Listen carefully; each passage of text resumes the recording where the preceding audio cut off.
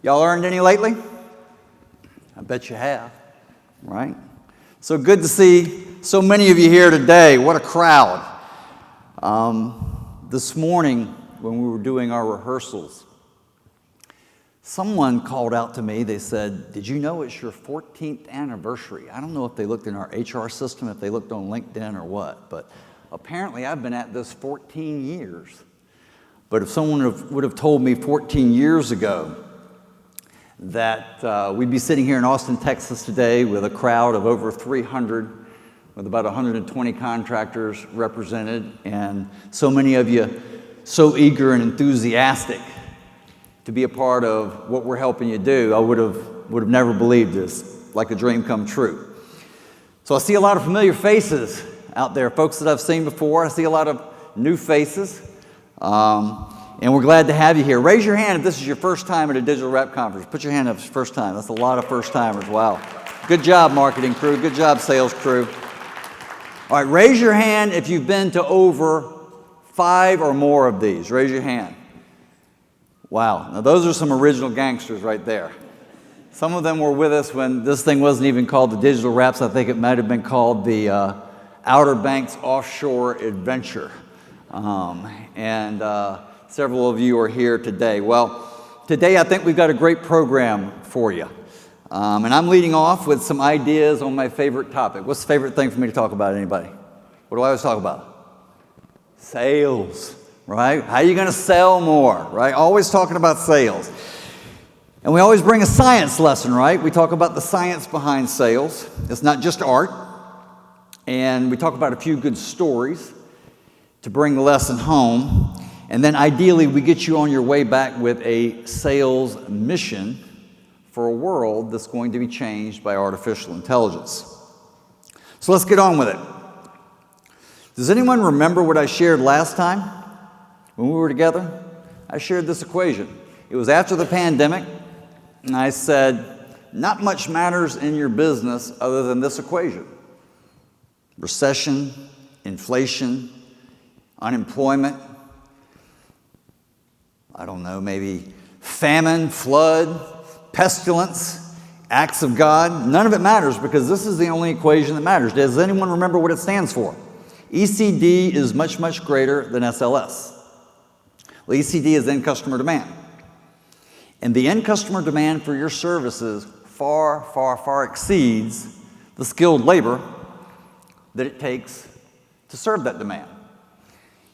If you can put together a group of skilled technicians, you've got a lot of power in the market, right? In a market where there's more demand than you can service, you need to be choosy. You're in a powerful position to create a lot of shareholder value. You've got amazing power in the market. How are you going to use that power? We talked about a case study last time we were together. Does anybody remember the case study? About another time in history when the demand far, far, far outstripped the supply. Does anybody remember? It was the Japanese manufacturing miracle. At the end of World War II, the demand for durable goods, for motorcycles, for automobiles, for appliances was extraordinary. But Japan had been decimated. Their economy had been decimated. A lot of their workforce had been decimated. And they lacked some of the fundamental building blocks for they serve this demand. So they lack capital and they lack steel. And I showed you guys this video of a stamping line. This is very, very, very expensive equipment. It takes a lot of capital to put this type of thing together. And these machines process most of the steel that goes into durable goods like appliances and automobiles. And the Japanese couldn't build as many of these as they wanted because they didn't have a lot of capital and they didn't have an extraordinary amount of steel to run through it to create inventory during production. So they had to maximize the throughput of a very limited number of presses and use the minimum amount of steel to create the maximum amount of product to serve the market. And what happened? They did it. Japan, their economy rose from the ashes of World War II to become the second biggest economy behind the US in the world, and they became the #1 lending nation in the world. So from a scarcity of capital to the #1 lender of capital in the world. Do you remember this guy? Shigeo Shingo. He was responsible for a great number of the innovations that propelled their economy and served this incredible demand. He came up with innovations that kept these expensive stamping lines running and minimized the amount of steel that they required in order to build the maximum amount of production. So he focused the manufacturers on innovations and processes that minimized the downtime for changeover so that the machines were always running. His concepts created much of the value, and it was a terrific case study. It's very, very similar to your situation. It's full of science, full of statistics, but it was a little bit academic, right? Maybe a little bit dry. It's interesting, but dry. So we needed a metaphor. We needed a story to really drive the lesson home. And in fact, somebody cornered me about it out here in the hall a little bit ago. They said, man, that was a great metaphor. We've shown that video to a number of people in our company to tell them what we're all about. Well, let's have a look at it. But Holland comes in for a pit stop. Time to refuel and change tires. Lou Moore himself changes the tires. Only 4 crew members, including the driver, are allowed to work on the car. It's a tense time. Holland stays in his seat, anxious to get away. Let's watch.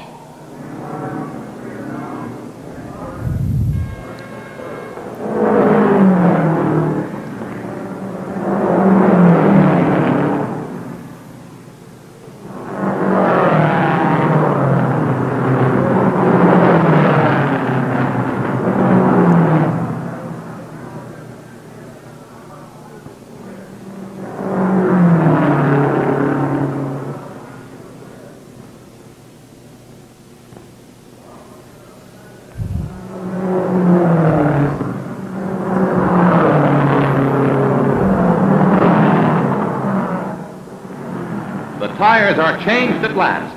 A crewman polishes the windshield as Holland moves away just 67 seconds after he stops.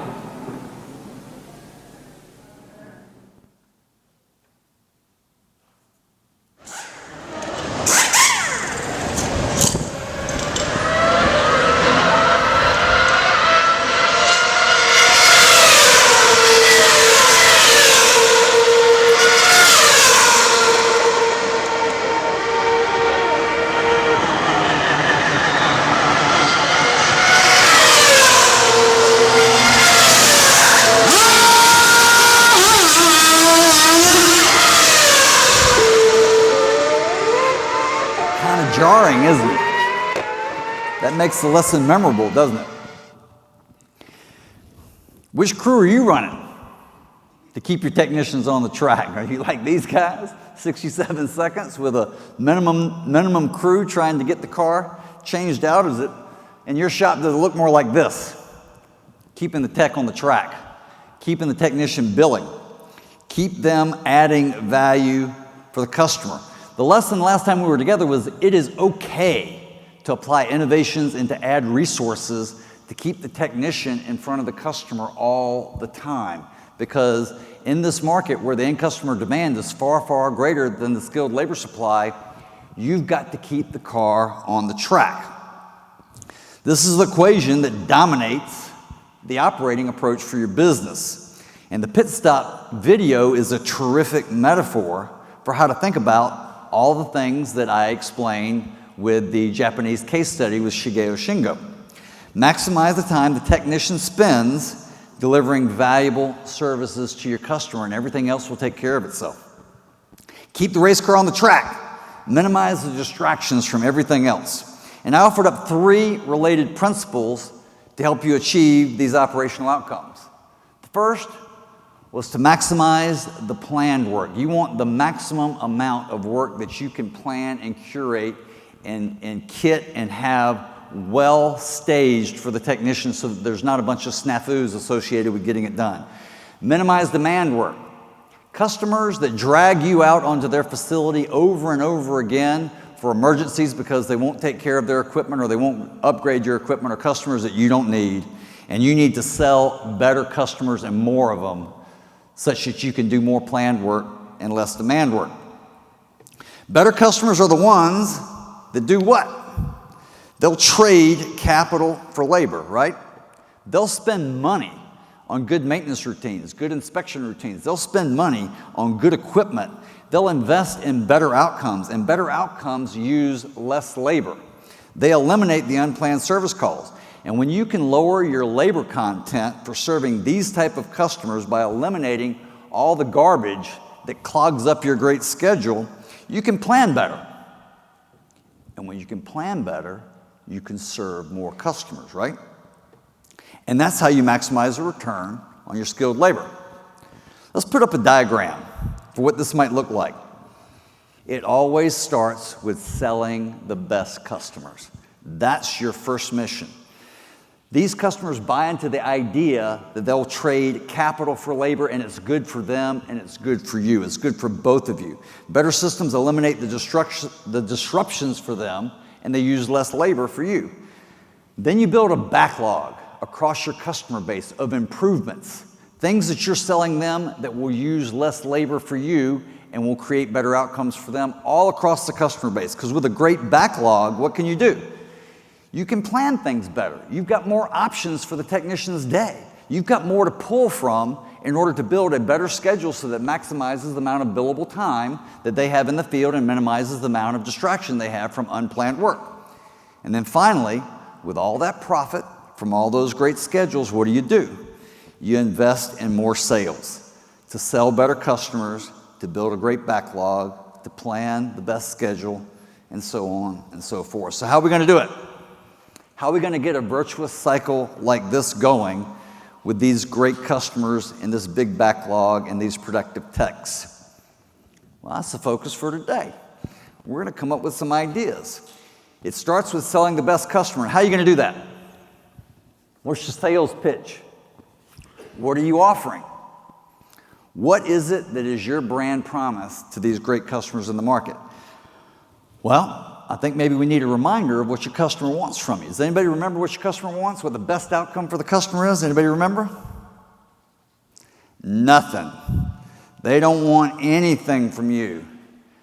No breakdowns, no malfunctions, no buildings that are too hot, no buildings that are too cold, no systems dumps, no alarms going off when they're not supposed to go off. All they want is nothing. They just want the equipment to run correctly all the time.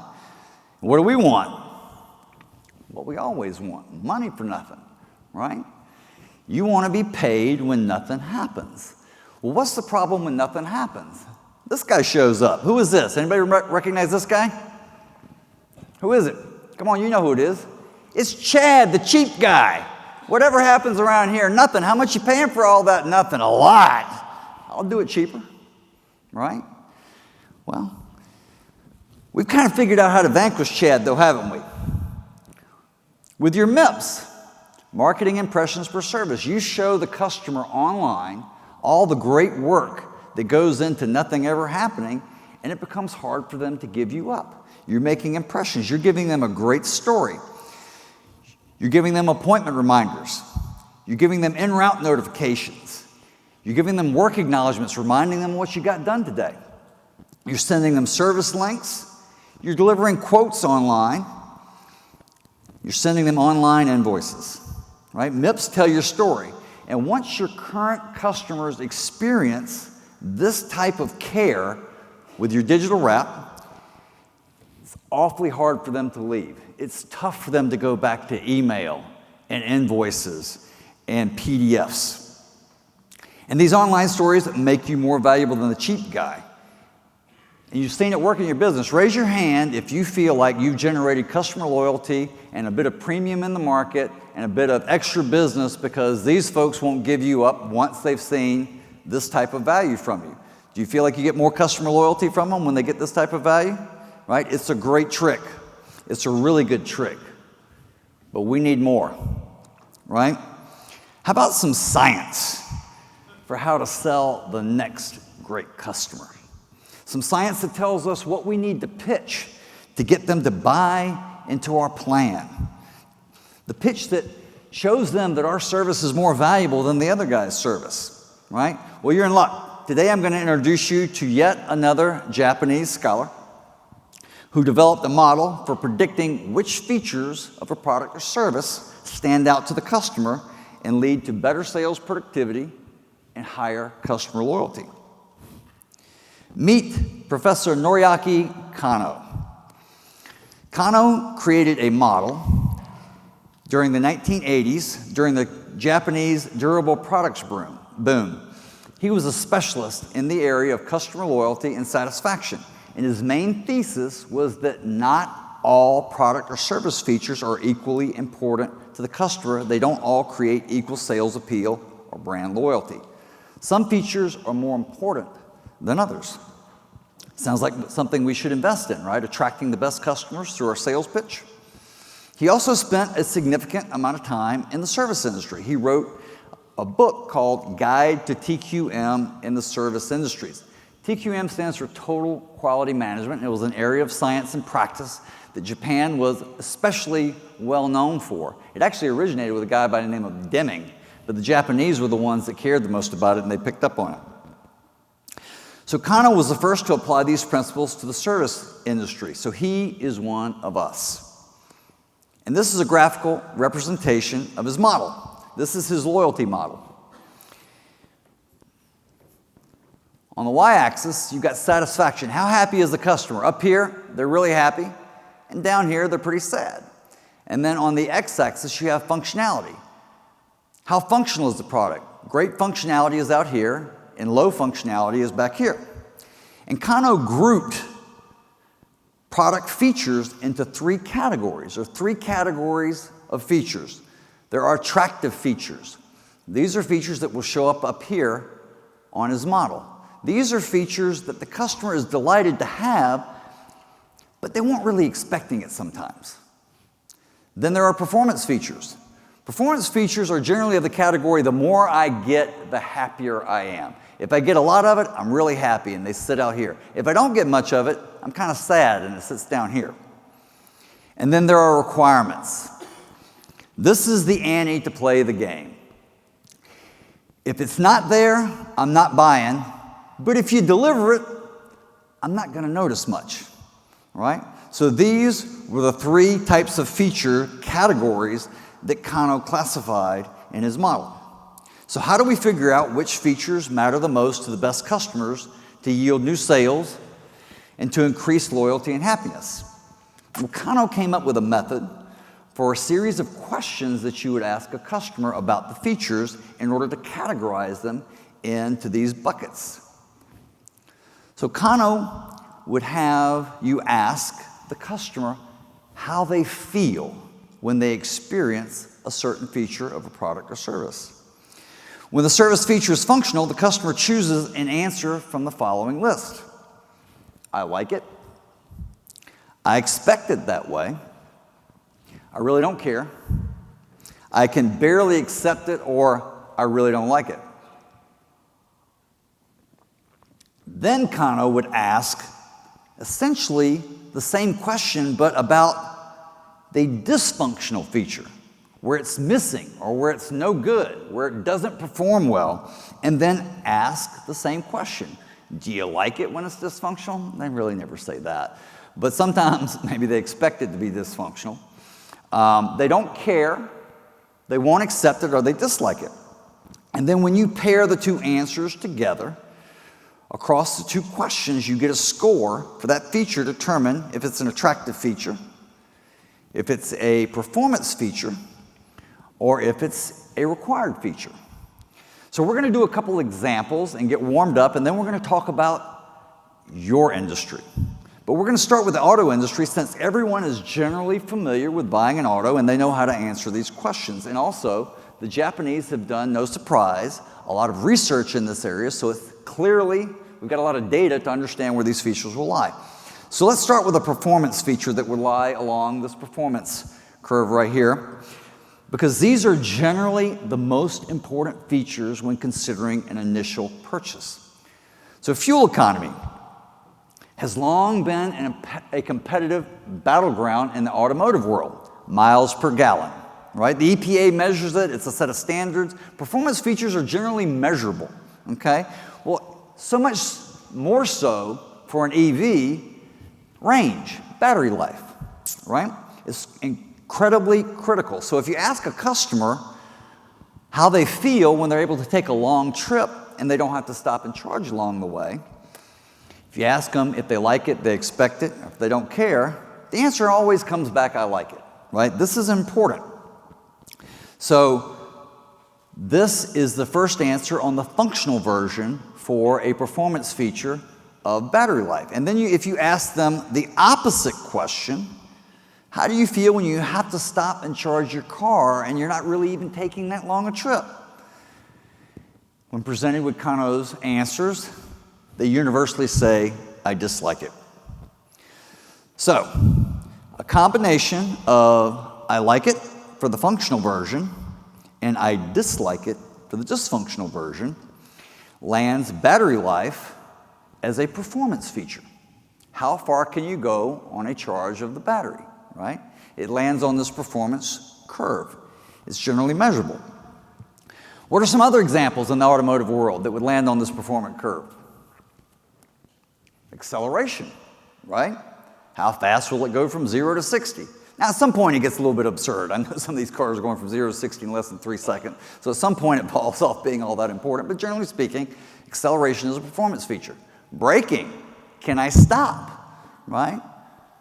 How long does it take me to stop from 100 miles an hour down to 0? How many feet, right? Generally measurable things that are important to the features of the vehicle, and they generally influence initial purchase decisions. Ideally, we want to define some of these for your market, right? Now, in contrast to a performance feature, there are required features, right? These are features that the customer just expects to be there. It must be that way. If you don't have it, I'm not buying. Okay, what's an example of that in the automotive market? 3-year, 36,000-mile bumper-to-bumper warranty. You expect there to be no hassles about warranty repairs in the first 36,000 miles or the first 3 years, whichever comes first. This is just standard for a new car. Customers universally answer when asked the question, I expect it. It must be that way. Then if you ask them the negative question, how do you feel when you've got malfunctions during the first 3 years, first 36,000 miles, and you get a hassle, right? The warranty coverage isn't great, right? They don't treat you the right way when you've got a problem. Customers universally answer with I barely accept it or I dislike it. So when you get this combination of I expect it with I barely accept it or I dislike it, this feature lands in the required section. It must be that way. You've got to have this feature or I am not going to consider your product or service. Okay? So, we've got required features, we've got performance features, and now we have a combination that yields attractive features. So on the functional side, if the customer answers the question, I like it when I get that feature, and then they say, when I don't have it, I didn't really expect it anyway, I don't care one way or another, then these are known as attractive features. So in the automotive world, that might be over-the-air updates for the operating system of the car. It could be concierge services in the first 50,000 miles, all your oil changes and everything else are taken care of. So these features are features that a customer is impressed to experience, but they're not necessarily shopping for them. If they're missing during the buying process, it doesn't qualify the product or service. Okay? So, what's interesting about these attractive features is how quickly sometimes they will move from here, simply being attractive, to being required. And we're going to do a quick little case study about a time in history when that happened. Does anybody remember the minivans of the early 90s? Okay, back in the early 90s, for those of you who remember, minivans originally only had one sliding door, right?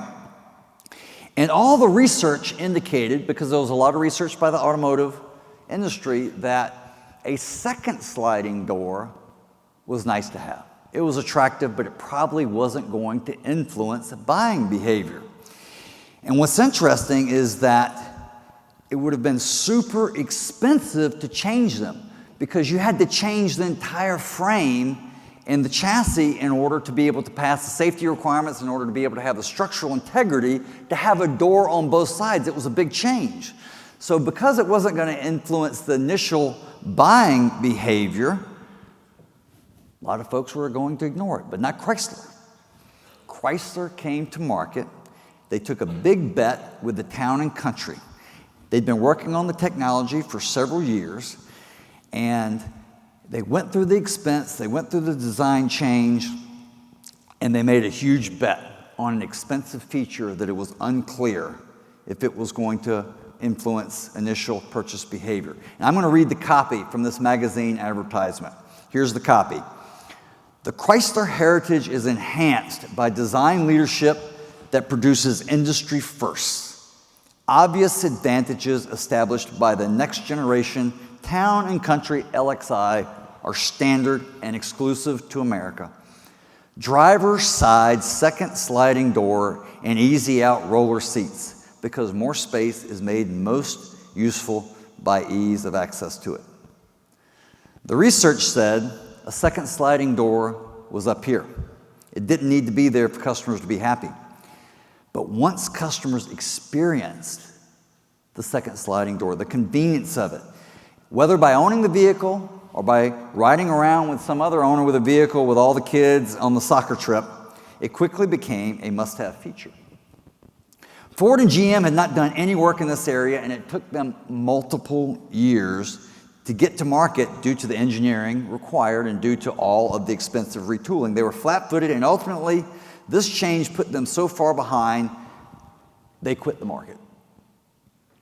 They left the market. They couldn't catch up. It was over, right? There was so much customer loyalty in the Honda, the Toyota, and the Chrysler brands that those guys had to leave. That was extraordinary, right? They abandoned the market. Okay, this is an auto example.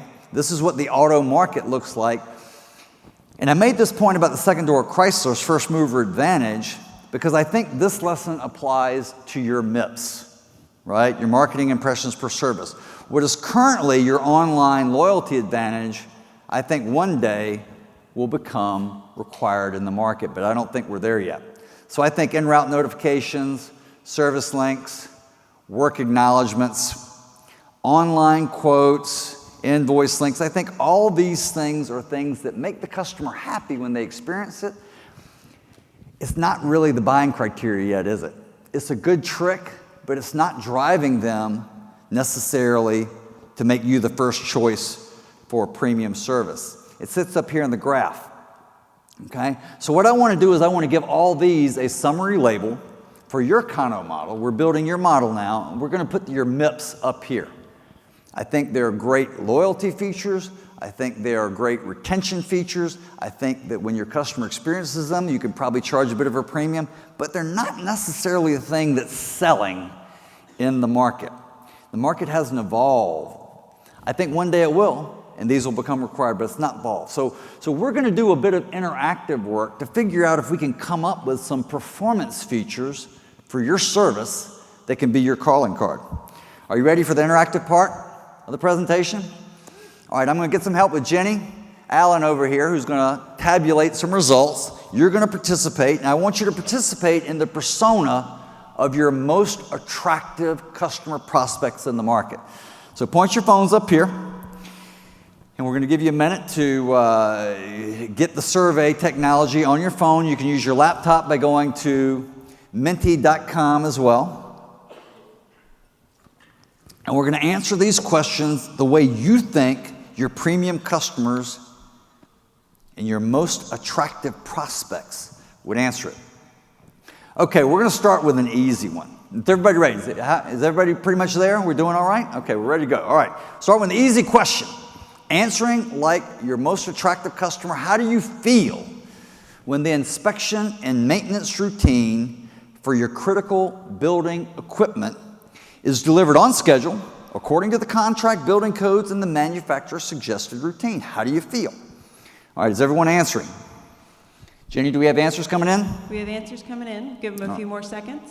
Yeah, give them a little more time, a few more answers. I think you have to hit a submit button down there at the bottom. So answer like your most attractive customer would answer. And remember, it's the best answer here. So it could be I like it, it could be I expect it in terms of the best customer, or I don't like it, or I don't want it. All right, Jenny, what did we get?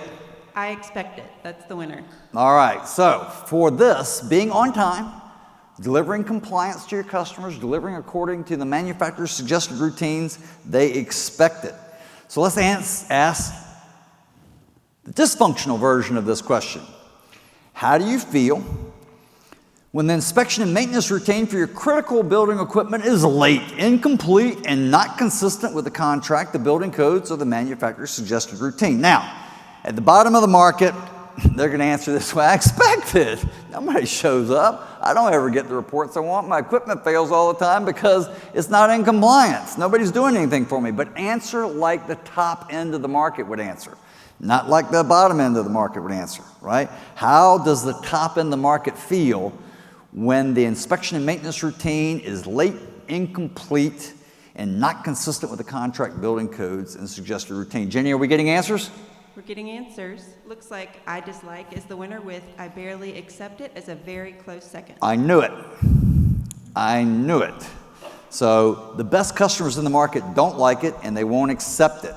So what this means is that delivering on time, delivering and keeping them in compliance is table stakes. I expect it for the functional, combined with I barely accept it and I dislike it on the dysfunctional, gives you compliance and schedule is in the required quadrant of Kano's model.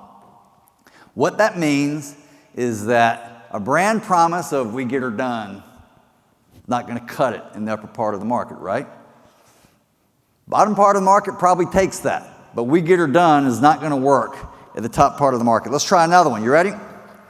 Okay, audience participation. How do you feel when your equipment functions according to the manufacturer and building code expectations without any breakdowns or disruptions, when nothing bad ever happens? How do you feel?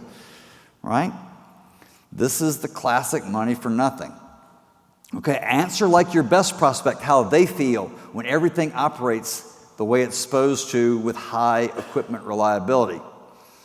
Okay, Jenny, we got answers coming in? We do. Majority says I like it. All right, I like it. Now let's ask the dysfunctional version. How do you feel when your equipment fails unexpectedly and creates a disruption to your plans and operating, to your business and your operating plans? How does the best customer feel when this happens? Okay, we've got the votes coming in? We do. I dislike it. All right, I dislike it.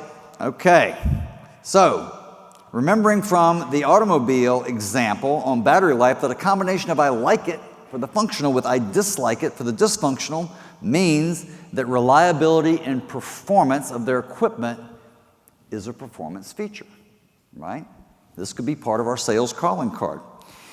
It lands on the performance section. It makes sense. It's in the name. Equipment reliability, equipment performance. It's the whole money for nothing story. I like it when nothing happens. I like it when the equipment performs. We need a message and a plan and a brand promise to show the prospective customer what our service delivers as it relates to reliability and performance. All right, let's keep going. Here's another one for you. How do you feel when you have better information regarding equipment failure risk that yields a schedule and a budget for maintenance and upgrades that avoid breakdowns and disruptions? It's like the other one, but it's a little different. It's getting the information to know how you get there, okay? The analysis that gets presented, the proposals that get presented, the budget plans that get presented. How do we get to high reliability and performance? All right, do we have answers coming in, Jenny? We do. It looks like the I like it's have it. I like it that way. I like it when I get information. I like it when I can make a plan. I like it when I can build a budget with a contractor. Okay, let's ask the negative one. How do you feel when the only information you get from a contractor are invoices for service calls and emergency repairs? That's all they send you. All they send are invoices. Now, again, at the low end of the market, they'll say I expect it. By the way, there are entire systems built for the low end of the market, right? To manage how you send them an invoice. Is that right? Service Channel, anyone? Corrigo? What are those things? How do you send me an invoice? Would those systems even matter if all the work you were doing was planned work? If all the work you were doing was for a fixed price because it was a quote that you gave them? Would it even matter? Would those systems even matter? So the low end of the market is covered up with systems that expect that the only thing a contractor sends is an invoice, but that sucks. What's the answer, Jenny, for the high end of the market? They dislike it. They don't like it at the high end of the market. All right. So this is another performance feature. Delivering information that helps the customer build a plan and avoid risk is a performance feature. And when you start competing on information and risk instead of labor and materials, you're building a premium brand. Let's do one more. How do you feel when your maintenance and capital spending for critical equipment has only small variance from the budget that the contractor provided? Cast your vote as your best customer prospect would feel when the maintenance and capital spending has only small variances. All right, are we getting votes in? We are. Okay. And the survey says? I like it. All right, now let's ask the dysfunctional. How do you feel when you have unplanned expenses for equipment maintenance and repairs, and you have major variances from budget, and you're under threat of termination and working nights and weekends to try to restore normal working order? I'm leading the jury, I get it, okay? And obviously the answer to this is going to be, I dislike it. I did this on purpose, but now we built a map, okay? We built a map that says performance features like reliability and performance of the equipment, like information and risk, like budget and performance. These would be a great calling card for you at the high end of the market. This is our summary chart. Delivering on contract commitments is not a high-value business model. Get her done is Larry the Cable Guy, a comedian's slogan. Okay, it's not a premium contracting model. Your MIPS are in their upper section, just to the left of the y-axis, and these are the capabilities that ultimately will let you feast on the competitor when they become required, but right now they're just great retention and great loyalty features, maybe a little bit of pricing power. Okay, and on the performance axis are features that give the customer more information, lower risk, minimum budget variance. This is your mission for sales. Your customer's happy when your service delivers great information, establishes a reliable budget, and minimizes the risk of equipment failure. Great exercise, right? But what are we supposed to do? How do you commit this busy chart to memory? Well, we need a story, right? We need something interesting. We need something to make it memorable. You guys ready for a story? You ready for another video? You ready for something like the Dire Straits story behind Money for Nothing, or the Formula One pit stop that illustrated Shigeru Shingo's lesson? Or James's lesson about Chick-fil-A and Taco Bell, all the imagery that he provided, right? Let's watch a video.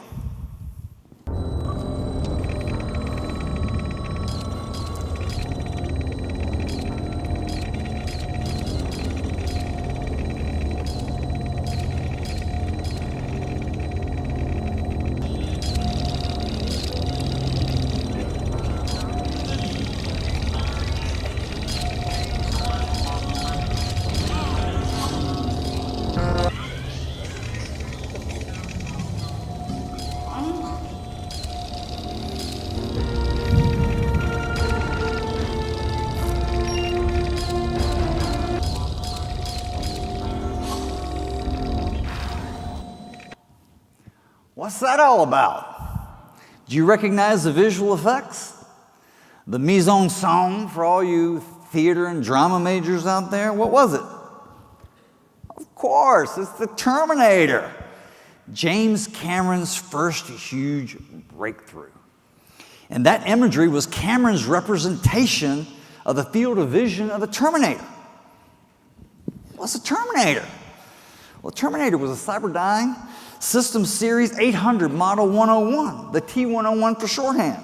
Of course that's what it was. Well, let's watch another clip to figure out a little bit more about this model T101. Let's see what he was all about. You ready?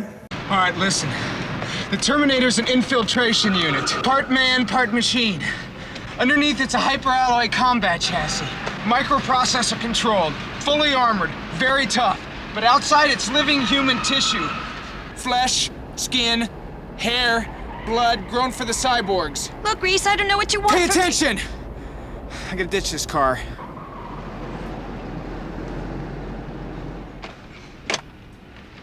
The 600 series had rubber skin. We spotted them easy. But these are new. They look human. Sweat, bad breath, everything. Very hard to spot. I had to wait till he moved on you before I could zero him.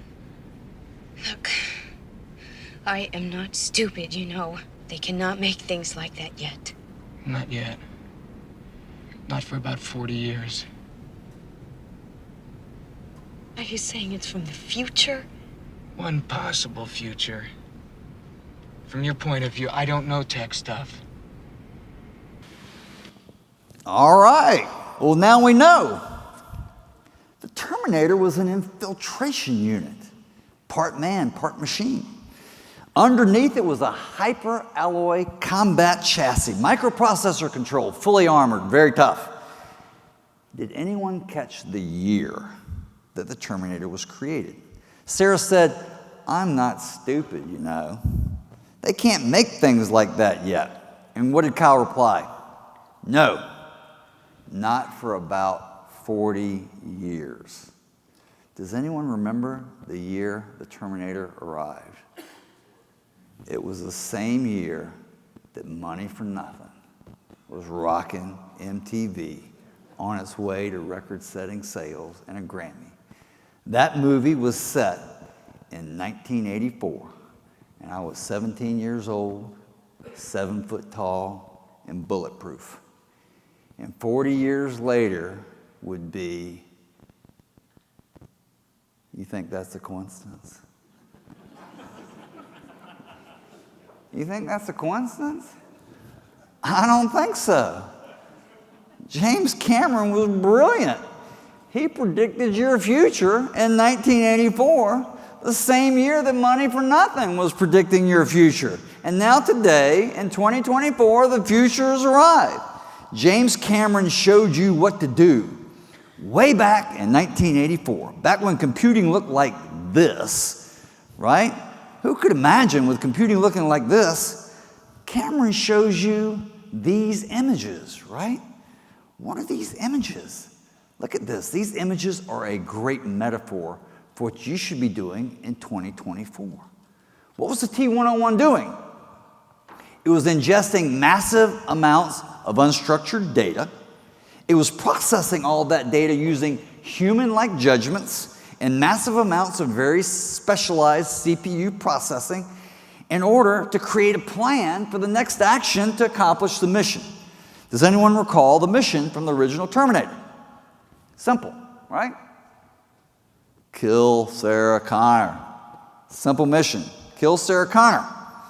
And looking at these performance features, I think that we can safely say that your mission, from maximum sales impact to the best prospects in your market, is terminate risk. Terminate risk for the customer. And we're going to do it just like the 101 did. When you're in risk terminator mode, what are you going to do? You're going to load unstructured data into the machines, right? You're going to feed a massive amount of that data in order to apply artificial intelligence to it. We're going to load inspection data, deficiency data, repair data, manufacturer data, parts data. We're going to use all this data, and the machines are going to apply artificial intelligence to generate insights, analysis, summaries, a plan that you can share with the customer. And then with your digital wrap, you're going to present proposals to them, contracts, recommendations, quotes, and they're going to pay you for an action plan that terminates risk. Does it feel revolutionary? Shouldn't.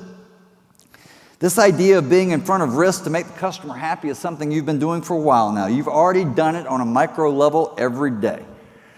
Raise your hand if your favorite workflow in ServiceTrade is that the technician finds deficiencies, takes photos, videos, audio memos, Note, sends it back to the office is notified, someone jumps on it right away, they apply a template, a quote template, or they build a custom quote for the customer, they send it to the customer, and the customer looks at it online and says, of course, I can get on board with that plan, I can see what's going on. And cha-ching, the cash register rings. You are the risk terminator. Raise your hand if you love that workflow. Does everybody love that workflow? Is that your favorite workflow? You are the risk terminator. We're just going to take that motion to a whole new level. We're going to make something good into something great. We're going to get further out in front of the risk. We're going to use more data than just what the technician provided in the deficiency record. We're going to analyze all the records, identify risk, and offer the customer a proposal to trade money for nothing. All right? We're going to turn all of that risk into scheduled, planned work. Imagine a sales approach. When you send a salesperson, not a technician, because the technicians have to be billing, out to collect asset records for an attractive prospect.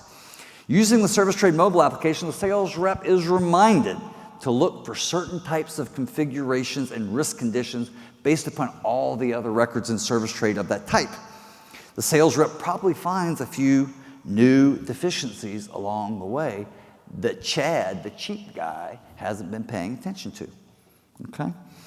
Imagine a sales rep then running a site risk report back in the office using machine learning and AI that we're programming into ServiceTrade, and it identifies and generates a risk report and suggests routine device changeouts and certain system retrofits that you include in your proposal. Now, customer doesn't bite at first. They don't believe yet in this closing call that you are the risk terminator. They don't know. It doesn't go to plan, but like the best sales rep, your guy is still full of confidence. When in doubt, be bold. Before he hangs up the phone with the customer, he declares, I'll be back. 6 months later, the customers had disruptions and emergency repairs because the proposal wasn't accepted, and Chad, the cheap guy, let him down. The sales rep comes back, and the cash register rings. You are the risk terminator. Imagine the same scenario, but for an existing customer where you've got a good amount of history, and they're due for a renewal.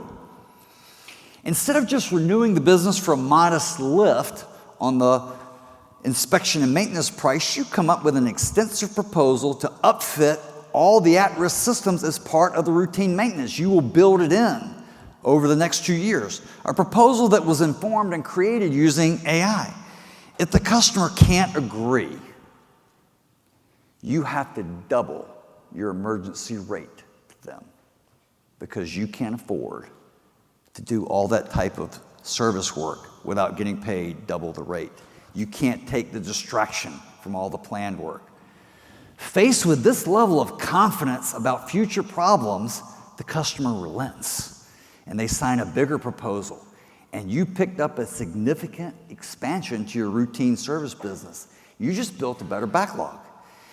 This increases the value of your company immensely, and it helps both you and the customer, and cha-ching, the cash register rings again. You are the risk terminator. Final scenario, the technician is on site, and the Smart Site Summary in the ServiceTrade mobile app suggests making a few extra checks this time. Checks that aren't typically in the scope of the inspection, and sure enough, deficient performance is noted. And the deficiency, to quote, to repair loop, your favorite workflow in ServiceTrade, is initiated again. You just built a better backlog, and the technician tells the customer, as they sign the work acknowledgement, I'll be back. And the cash register rings again. You are the risk terminator. You get the picture. There are all manner of AI-related innovations that are on the horizon that are going to turn you into the risk terminator. They're moving incredibly fast. James Jordan's going to give you some examples. He's going to show you the speed that all this stuff is moving. And your virtuous cycle should look like this. It starts with what? Selling, of course. Sell the best customers, right? So you sell the best customers, and then across your customer base, You build a backlog of planned work, and AI is going to help you do that. You build a backlog of planned work in order to maximize the return by building the best schedule for your scarce labor, because the end customer demand far, far exceeds the skilled labor. You need to have a highly planned, highly curated schedule that is not interrupted by a bunch of BS work associated with emergencies and service calls. You build a better backlog of planned work, you build a great schedule, and then you use the profits to do what? Sell more better customers. And it goes on and on and on. Do you believe this market map we built? Does it feel about right? Kano says this is a market map for your product, for your service. Get her done doesn't get it done. That's not enough of a promise unless you want to play in the bottom part of the market. MIPS are great for customer retention. They're great for loyalty. They're great for pricing power and renewals. But terminating risk for the customer needs to be your sales calling card. For the best customers in the world, terminating risk is what they want you to do. And we're going to help you deliver on that brand promise. You do your part. You load up the machine, we'll run the machine, and together, we're going to build something great that helps you terminate risk for the customer. We're going to build the machine that uses all that unstructured data to identify the risk and build the proposals that the customer buys to achieve the mission and delivers money for nothing to you. Because you are the risk terminator. I hope that takes it home to all your folks back at the office. That's what I got for you. That's your new sales mission. Thank you so much for joining us here today. I enjoyed it.